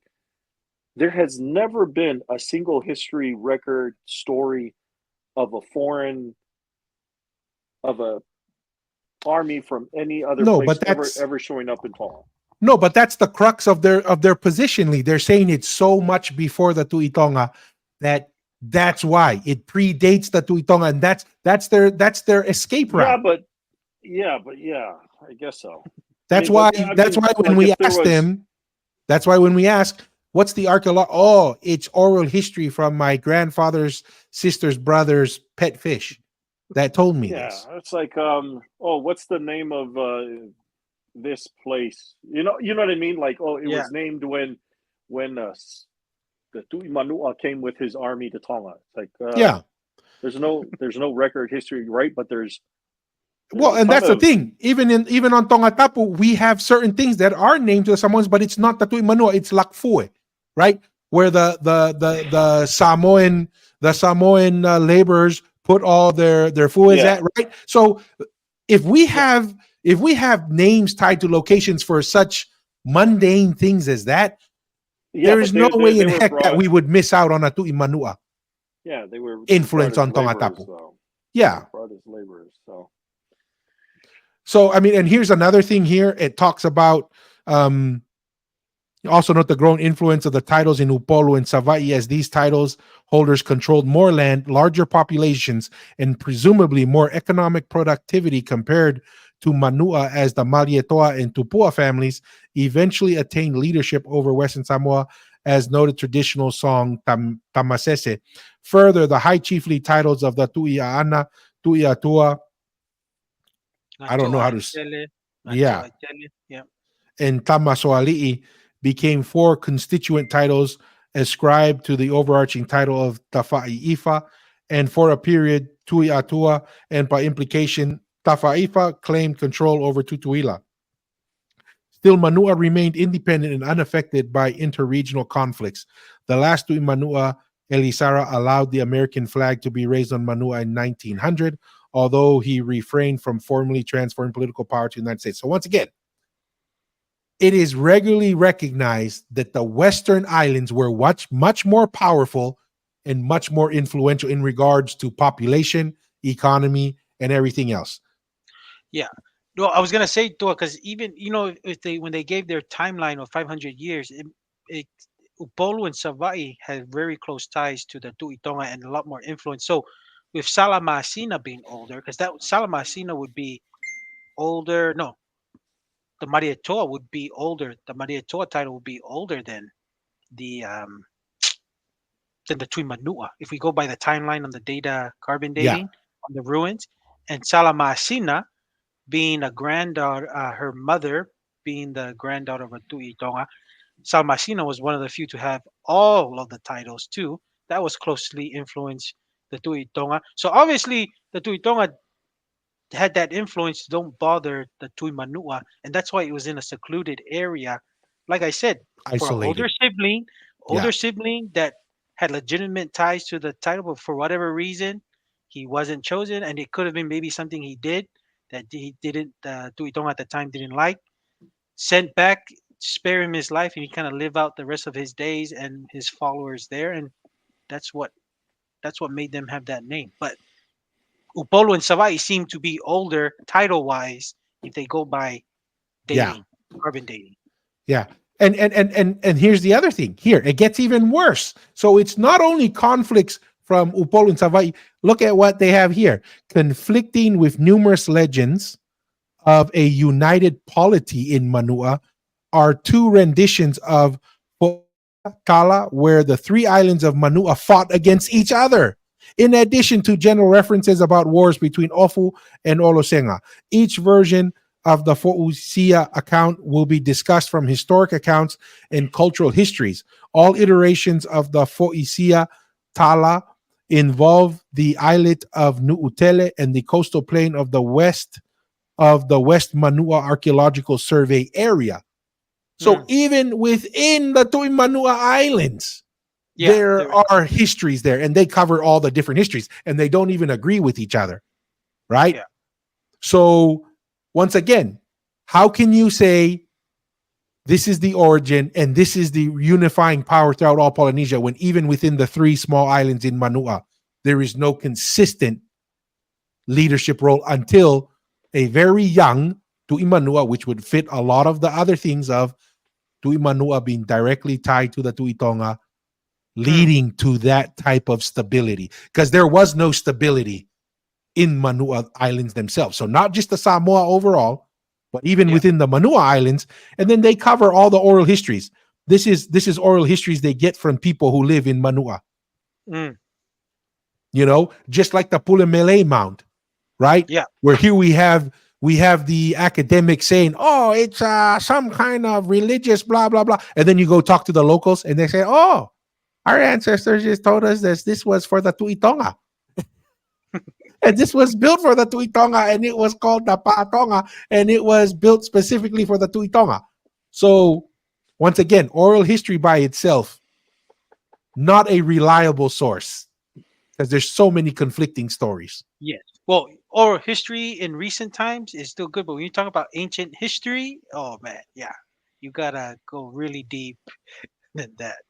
Yeah. Yeah. See, even right here with once again, the second rendition, because there are different stories, they have a map of how the fighting, even on that island, Ofu Island itself, there were conflicts in there and how the forces were repelled.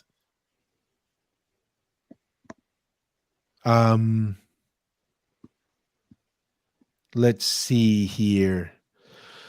There are several tala regarding foreign evasions of Manua. The first attempted evasion of Manua was around 500 AD. Once again, how are we saying 500 AD when this is the oral history, right? Yeah. And then the archaeological history says 1200. Once again, the only thing that pushes the Tuimanua this far you see, is part oral of the history. problem, a lot of the problems in the kind of Hawaii has the same challenge, is that the title would go amongst brothers. You see, a lot of them will count it generations as if it's father to son. but the titles wouldn't go father to son. It would go from brother to brother to brother until that Osya foi tangata goya and then Hokoreva to the next generation. Right? Does that make sense? Yeah.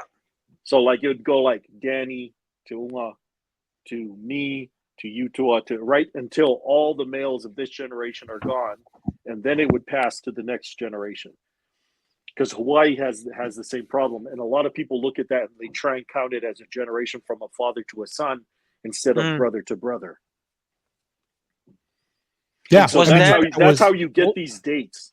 That's how you get these dates, is because people try and count them from one generation, and it's just not. That's not accurate how a bunch of those titles were passed, because yeah. I mean, and that's remember, because when you have that, you're holding the title as a caretaker, not as a legitimate heir to that title. Does that make sense? Yeah. No, I agree. I mean, but that's the point. The point is, when you're just going off of oral history and not tying it to some type of archaeological site, it's hard to navigate oral history alone. Yeah. You get it, and that's the same thing here. What and you're going to talk about the star mounds here and how they thought it was sacred sites and so forth, but then they just say it's a Tia Lupe. It's a pigeon mound. Exactly like what the words say it is. Yeah. But you have other people giving it different meanings behind the mounds. And that's really what this is kind of getting into. Right? After they just say the specialized mounds and how they're different from Tonga mounds and so forth, and then they come down here and it's like, oh yeah, it's a pigeon snaring. That's what the oral history just really says it is. But then you have other people trying to make it into something more than it really is. Yeah.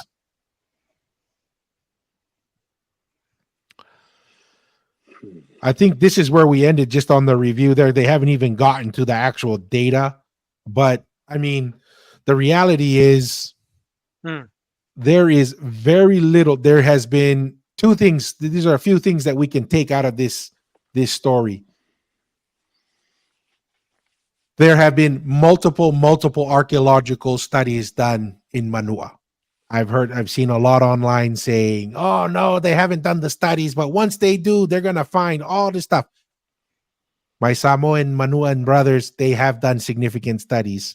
And then the other thing is the Tui Manua, from that video and the study, it's 400, maybe 500 years old at best. But there are many other explanations to cover that. No, I don't know. Very, very interesting. No, very interesting.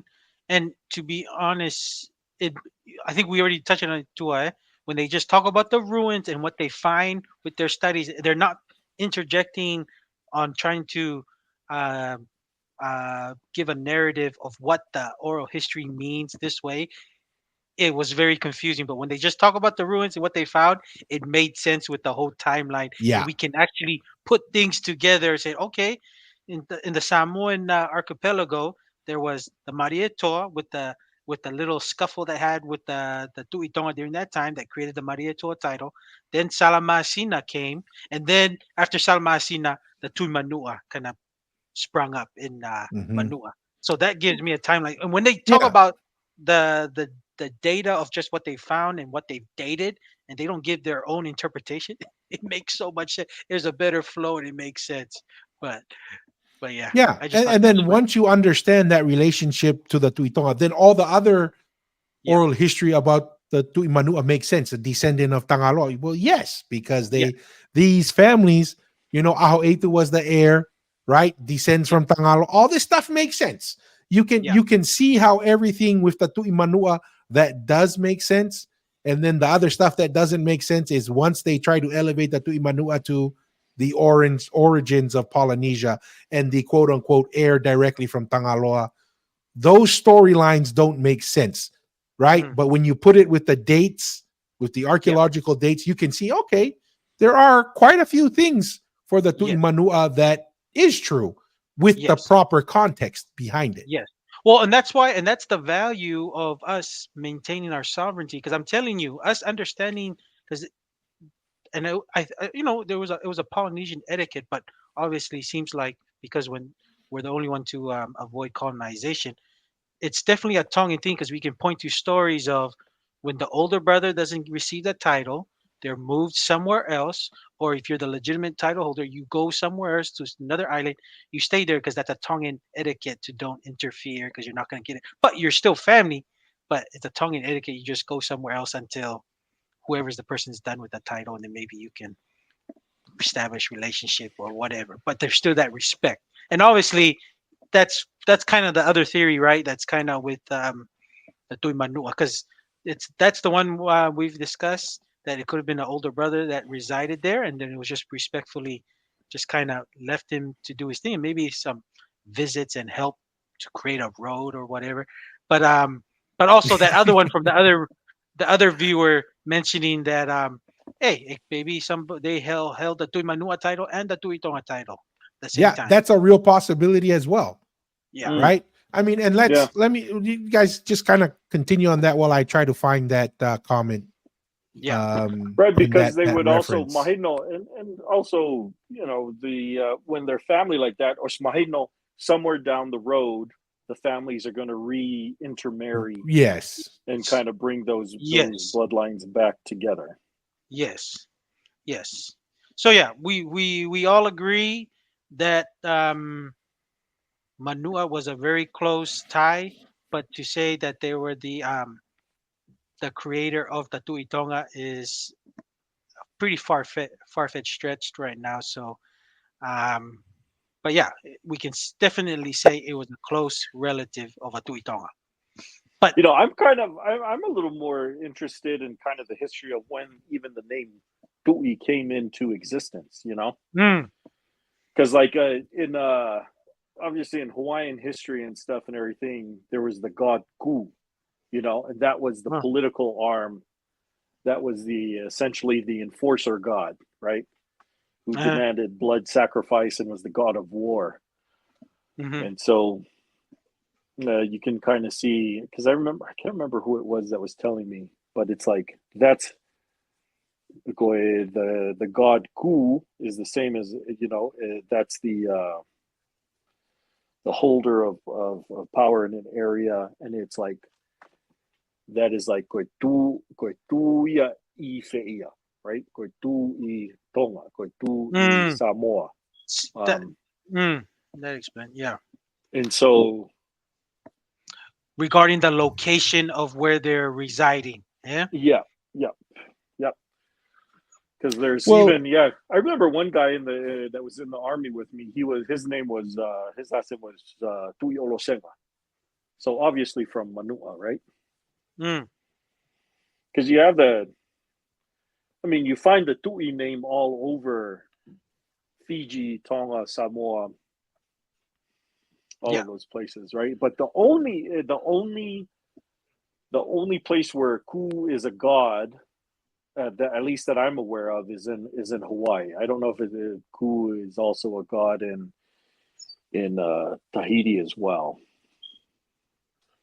But that's an interesting. Yeah. Well, and we also, and this is another thing about how the Polynesian was actually under one kind of language and one kind of, I'll still say empire or civilization. That apparently, when the Hawaiians was with William Mariner and came down to Tonga, they were just talking like it was like one language. It was like come off the boat. It was just easy to communicate instantly and take orders from Finau Ulukalala and just communicate. So obviously there was really no barriers of like a Tongan trying to understand a Samoan now. So obviously there was a universal language Mm. between the islands because obviously you only and the only reason why you have that universal language it's either you do certain cultural events like the Polo Polo or Inasi that kind of keeps those islands practicing because if they weren't traveling back and forth you would develop your own kind of language to a point that how it is to Tongan Well, Samoa. at the time, You at the can pick, time of you can pick uh, up you can pick up little things here and there, but not really clearly communicate. I mean, at the time of European contact, the Tongans were the only ones that were still doing long sea voyaging Correct. Yeah.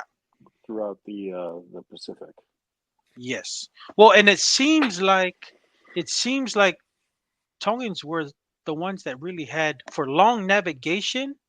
We're talking about long distance travel. It seems like that knowledge were really used by the and also probably used to maintain probably the whole Tuitonga influence throughout the islands that really Well, had yeah, that knowledge of 100%. It's travel. like there's a reason why the Britain had the biggest, the nations, and it's true today as well. The reason why the United States is a global superpower is because of one thing. The It's the Navy, U.S. It's the U.S. Navy, right? the traveling the And sea. Yeah. before that, the major global power was England because England had the biggest navy, and prior to the Mm, English was Spain, mm, and it was the Spanish navy that controlled that space.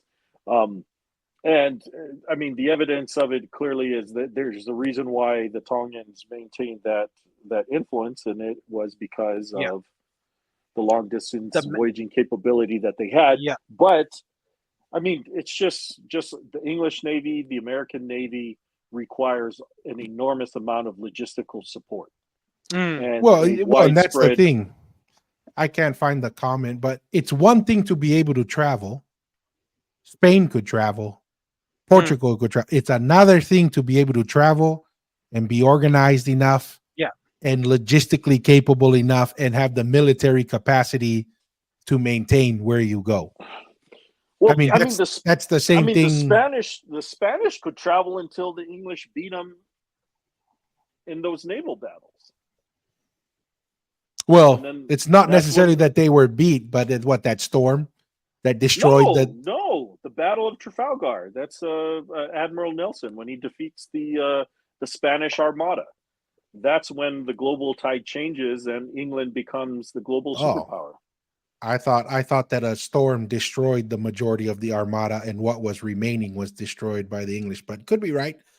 Um, but I mean that's the thing. I can't find it, but the reality is, why is this important? Why does this even matter, right? Yeah. And it's because the truth matters. If Yes. we're gonna Truth say matters. we need Yeah, to unite as a Polynesian group, as a yeah, Polynesian yeah. people, understanding the truth matters. You don't want to Well, build something on a see, fake foundation. and this is the truth. This is the truth that I see. I see a relationship and a love between brothers that superseded the desire for power. And then you have a history that comes down to us, and then all of us argue over this and that. But if you were to ask those guys at the time, they loved and cared about each other more than they loved and cared about political power. I think that is the truth to learn. And here's my evidence for it is that when the love that you have for each other and the love that you have, if your love for power supersedes your love for each other and the love of your country, that's when you become divided and are susceptible to be taken over. And a massive problem, that's how Hawaii got taken over, is that they couldn't settle their differences and they went and got foreign power. They invited multiple foreign powers into their home, and those foreign powers took them over. And Mm, that to me is the lesson. If you don't let your relationships between your siblings, your family, and the love of your country supersede your petty differences or your political squabbles, it'll divide your family and you will be taken over by a foreign power. To me, that's the truth I see. Any thoughts, Masi? no, it could have possibly been that way with the Tui Manua, and obviously it's in the Tuitonga era. Could have been that way, and yeah, I mean, we could see it. I mean, it's an example of no infighting. What does it? No infighting happen? We get to have our freedom, and we are able to focus on other things that makes us unique in focusing on other things to better our families instead of trying to fight for our language, trying to fight for our freedom, our land, or you know, because we are, and also to bring Polynesia together. Because, like I said, we don't have these we don't have these stories to share because we lost our sovereignty. The only reason why we share these stories is because we have our sovereignty. We were part of the Polynesian tree, right? It's just been chopped off. This and right now, I think we talked about it too. Right now, what's left? The stump, right? Where the Mhm. stump that's left of what the Polynesian civilization, if you want to call it that way, empire. I like to call it empire because it was a different way, not just through military takeover. But there could have maybe been a better name. It could have just been called in the Tongan name, the Pureanga or Tuitonga. you know, So I don't know how you want to say it in that terms, but English you can be very more detailed. But yeah, no, and that's what it is. We're just a stump, and then we just do this history so that hopefully you can shed a light to the rest of the branches that's been cut off and it's been isolated for many years. So that's why it's very new for our relatives to understand kind of the history because it is new. But yeah, that's my thoughts on Yeah. that. I mean, my thoughts is this. I agree with the premise, but I think there's an underlying universal thought as well. Mm.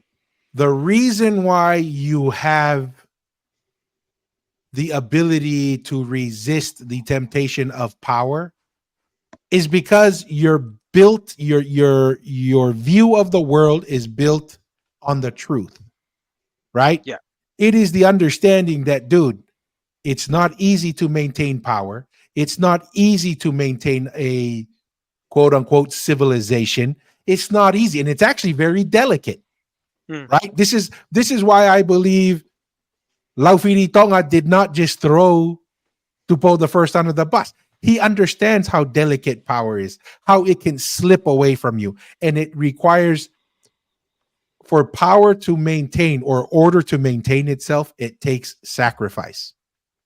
And that sacrifice will be asked of everyone, not just the person who becomes quote unquote Tui.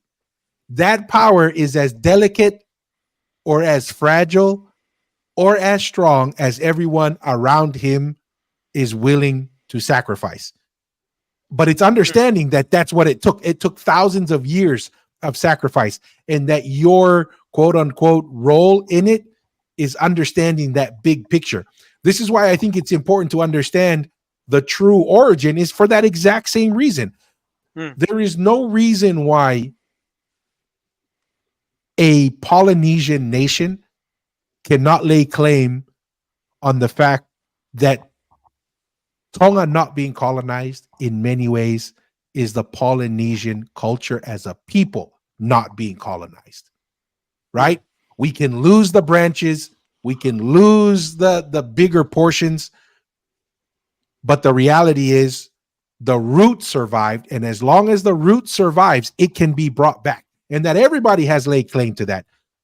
Samoans have laid claim to the fact that the Polynesian nation survived. This is not something that's uniquely Tongan, Mm. right? And it's really our ability to stay together and stay united despite the situation we're in now. But that proper understanding is what will bring us together, is the understanding of that bigger picture, that thousands of years of a nation, whether it was through, semi-autonomous of the Inasi and the Polo Polo, or during the direct giving of those, tribute directly to Tongatapu. That's not what's important. What's important is our civilization. If you believe, and this is the other thing I'm starting to come to with the start of this program, is there are many of the Polynesians who don't even believe that there was a Polynesian state or organized quote unquote nation. Many of them believe we just occupied and as one one group went to another island. There was no connectivity, Yeah, right? that's There was crazy. no, But that, that's that, they- just ignorance, though. well, but that ignorance is becoming the reality because now we're having certain people say, yeah, we didn't even come from other parts of Polynesia. What, They came just, from somewhere else. They came from the bottom of the ocean. Well, according to some of their stories, but that's what I'm getting to is Yeah. when you understand the true history and where it comes from, then now we can actually come together. Until we identify the real origin, then we well, cannot what come is together. well, what is the real origin? No, that's the question. That's what we're asking. I think the origin. I think the real origin is spiritual in nature, and I think that's proven that all of Polynesia is hyper spiritual in nature. That it didn't matter where you went, whether it's Hawaii, Tonga, Fiji, Samoa. Well, I don't know the Tahitians as well because they're French, and the French are a lot more, what do you call it? What do you say? Anti-religious than most other places, but I think I think the origin. This is just my personal view. I think the origin was spiritual in nature first. There's a reason why they sailed and they sailed and they sailed until they finally said this is the place, and then they said we'll settle here. Hikureo, Lee, that's what we were thinking. Yep. That's what Yep. Hikureo. I don't have necessarily. Let them. I guess, yeah. I mean, I'm somewhat open to that, but I do have. At some point, you had to put the stick in the ground, and I'm okay with we stopped a few places, but the stick in the ground where you started building from, it has to be somewhere. It can't be everywhere. You can't just say it was totally 100% spiritual, because spiritual means it never really manifests itself temporally. You have to manifest temporally somewhere. And what we're saying is, okay, if we concede spiritually everywhere, but temporally it manifested first, our position is Tonga Tapu. And it wasn't even the Tu'itonga. Like Masi is saying, it wasn't even the Tu'itonga where it manifested physically first. It was with Tangaloa. And it manifested first with Tangaloa. It just so happens that Aho'eitu, for whatever reason, right? Mm-hmm. There have been some interesting ideas as to why there was a switch from the Tangaloa as the head of the civilization to the Tu'itonga. Some people have expressed some oral history that I guess Maui and Tangaloa lines had a falling out, right? And then there was a need to restructure. I could see that as a possibility because you see the same thing with the Tu'itonga and the Tu'ikanukupolu, where the Tu'itonga realized there has been a significant change in the world or the environment, that the Tu'itonga, in order for the civilization to survive, the Tu'itonga needed to hand it off to the youngest kingly line, the Tu'ikanukupolu, in order for the civilization to move forward. It's very possible that a similar thing happened, which is why Tangaloa instituted the Tu'itonga line. But we have to somewhat try to find an origin or a truth, because if not, we have people in Tahiti said we originated from Tahiti. We have people from Fiji saying we originated from Fiji. It's like, well, we can't all be from everywhere. If we're from everywhere, then we're from nowhere. Yeah. No. I 100% agree. The truth matters, and where it comes from, because we're able to have proper discussion on our history. Because if we don't, then you create. The thing is, if no truth is taught and you're not able to have the courage to judge or share, even if it may be inconvenient to what you've been told from your family and stuff. And then I'm just thinking, when you create confusion, then you have no future, and you're bound to make more mistakes in a state of confusion. But that's all. That's all. And then we're playing our little part. Just take it if you don't. If not, like I said, it's just a platform to share our ideas. But but no, 100% agree with the importance of no. And I was gonna share that even one of our viewers shared that somebody even foresaw this as a Polynesian civilization, like Maria Toa, the one that recently passed away. He wanted all the Polynesian islands to actually recreate our own kind of country and more like Exactly. states. So the Well, they tried. Maria Remember, Toa was the one who was trying to do that. Yes, we can try to do that. Would have been awesome because obviously he knew the history of us being one civilization, one empire or one ruler. So obviously that was a thing, and that wasn't too far off. I think the Maria Toa, what 1960s or when did Samoa become independent?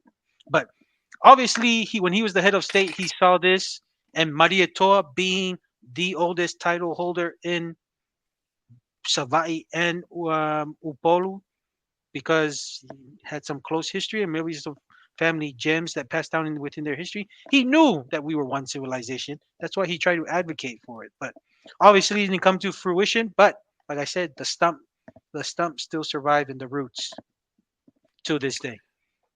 yeah, they had and this is during the time of King Kalakaua. King Kalakaua was Maria Toa and the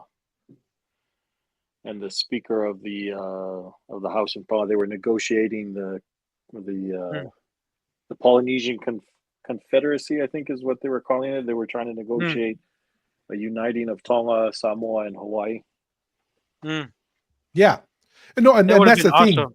That would have been Yeah, awesome. it would have been awesome. But you know what you need in order to achieve something like that?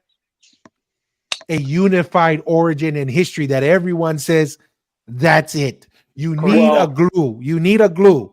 If not, it's very difficult. It's very difficult to achieve that. You I mean, need something that will unify.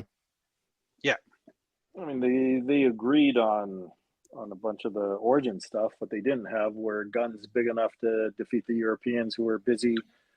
But that's cutting also up true of Polynesia. Tonga. We didn't have the guns. Yeah. We didn't have the guns. I mean, there's ways. Yeah. I mean, obviously, you need God's help at the end of the day. If God says it's going to survive, it's going to survive. But as God says, if ye are not one, ye are not mine. You can't make that happen. But here's a last video, and then we'll have closing comments. I thought this was pretty cool to see. This will be our. Let me see if I can. What is this one? Where's the TikTok tab? I thought this was very interesting. So, I guess this is Miss Samoa, New Zealand, and Oh yeah, just to the backyard, my backyard. yes, and really to talk about what the unification can mean, right? And what potential is there and what the power is of that. So this looks like a fundraiser for Miss Samoa, New Zealand, with the Tongan community. Okay. Right. And I think that's this when we're talking about the unity and why this matters.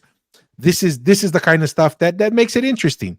Like Our Miss Samoa Enzi is fluent in Samoan and Tongan.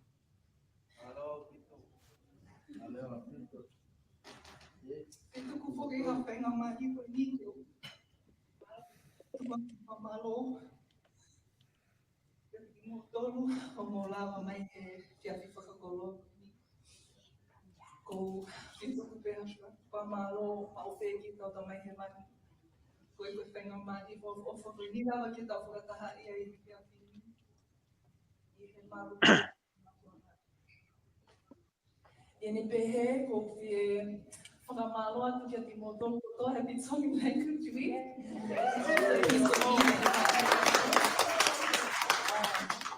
I just wanted to acknowledge my Tongan community here as well.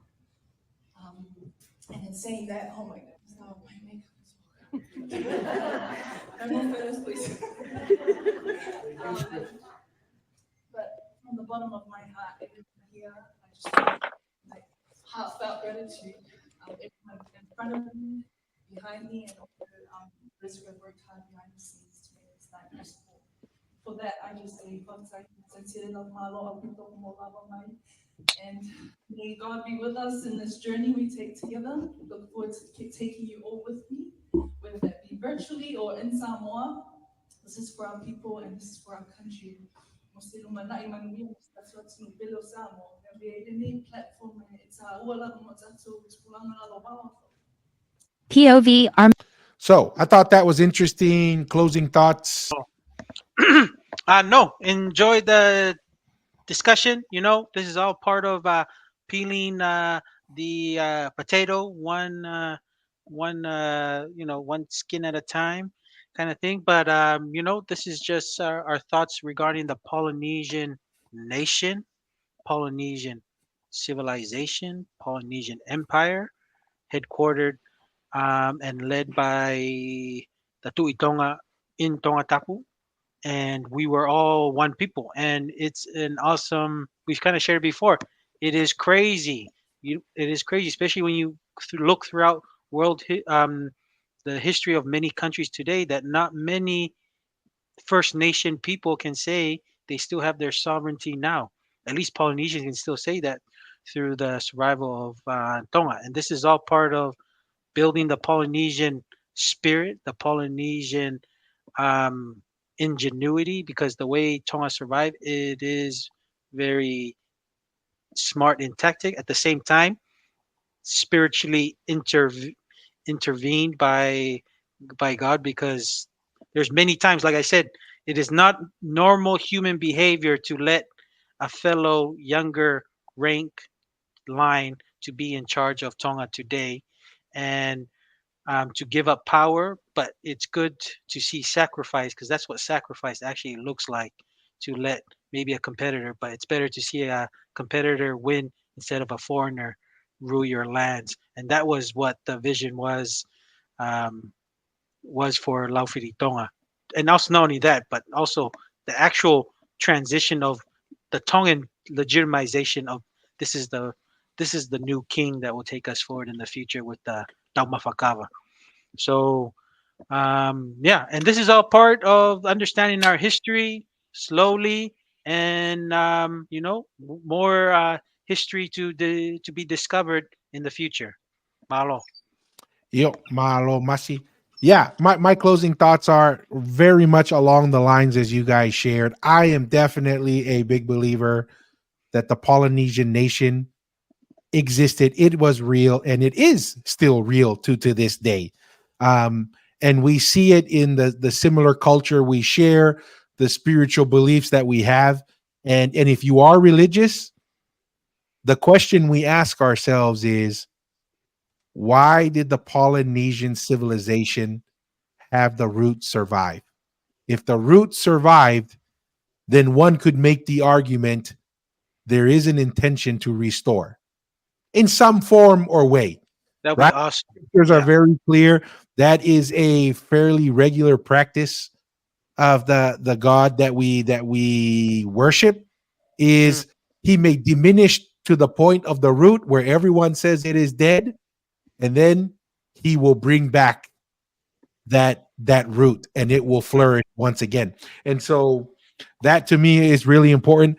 And once again, I really do believe all of Polynesia has claim to Tonga and contributed to Tonga's ability Yeah. to endure, because that is the Polynesian nation. A prime example, Mm. the Matai system through the Tu'ikanukupolu. Without that, Tonga would not have survived. The reason why Tonga survived is because all the ideas, all the experience, collective experience of the Polynesian nation was really concentrated on Tongatapu, and that's what allowed that part of our civilization to survive. And in many ways, that is something that I think is really, and I think there's a responsibility. If you wanted to say a familial structure, Tonga and Samoa are the older siblings and have a greater responsibility to drive the unity. Because in reality, when we look at the relationship of the Tui Tonga, there are more marriages to Samoa than there were to Hawaii or Tahiti or anywhere else. So in many ways, that is the core of the Polynesian civilization. And as the elder quote unquote siblings, heavy responsibility on Tonga and Samoa tonight. And I see us already heading in that direction, right? We see that as the case.